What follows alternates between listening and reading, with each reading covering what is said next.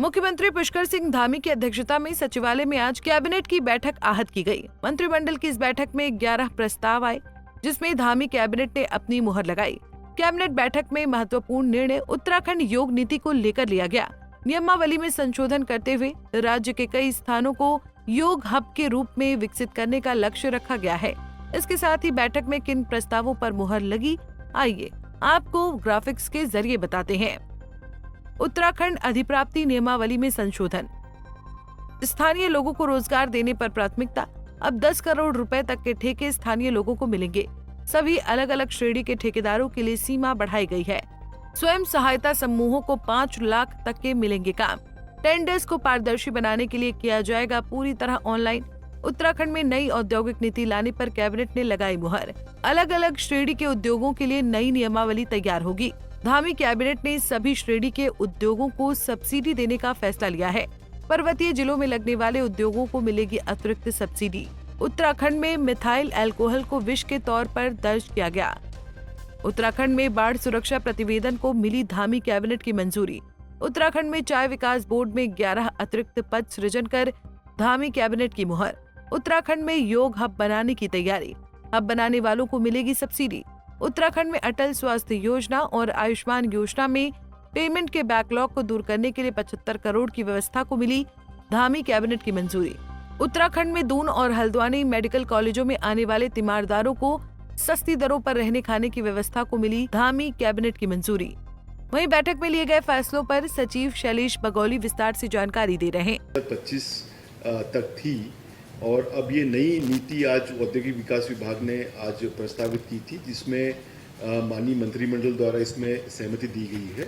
ये जो पॉलिसी है ये आगामी 5 साल के लिए प्रवृत्त रहेगी और इसमें जो भी आवेदन होंगे इसके लिए वो जो हमारा कैफ है उसके माध्यम से इसमें आवेदन होंगे और इसमें मुख्यतः जो हमारे उद्योग लग सकते हैं उनको 4 श्रेणियों में वर्गीकृत किया गया है।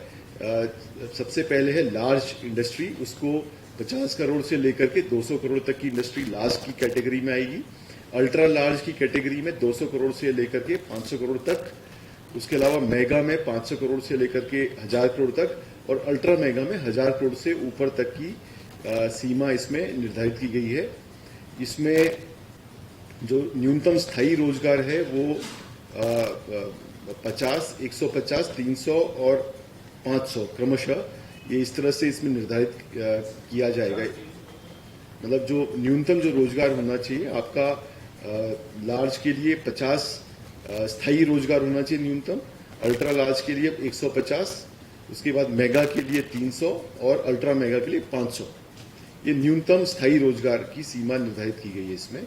इसमें जो मुख्य प्राविधान ये है कि जो नीति में जो उद्योग लगेंगे उनके भूमि क्रय विलेख और लीज डीड के निष्पादन पर जो स्टैंप ड्यूटी होती है इसमें 50% तक की उसमें प्रतिपूर्ति का प्रावधान किया गया है, जिसकी अधिकतम सीमा 50 लाख रुपए होगी।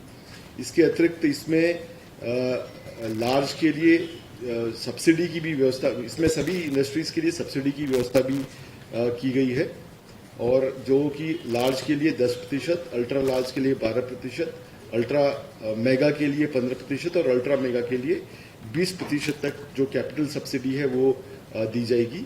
इसके अलावा पूरे प्रदेश को 4 कैटेगरी में डिवाइड किया गया, जिसमें हमारे एक निश्चित ऊंचाई से ऊपर वाले क्षेत्र हैं, जो जिले हैं वो ए और बी कैटेगरी में डिवाइड किए गए हैं। ए कैटेगरी जो कि बहुत दूरस्थ क्षेत्र हैं हमारे वहाँ पे। तो ये कुछ अहम प्रस्ताव थे जिन्हें आज धामी कैबिनेट ने मंजूरी दी है। पंजाब केसरी टीवी के लिए देहरादून से आशीष रमोला की रिपोर्ट।